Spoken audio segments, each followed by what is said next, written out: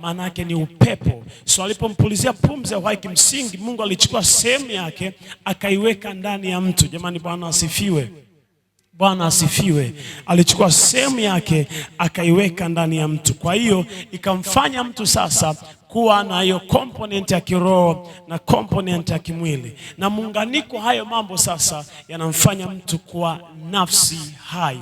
Nilisema zamani tuko nafikiri kwamba mtu ni roho anayo nafsi alafu anakaa kwenye mwili. Hapana.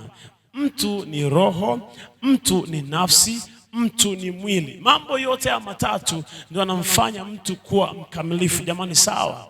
Mtu hawezi kuwa mtu bila mwili, mtu hawezi kuwa mtu bila roho, mtu hawezi kuwa mtu bila nafsi. Mtu ni component ambayo inaundwa na vitu vitatu vyote kwa pamoja. Sasa nikasema kwamba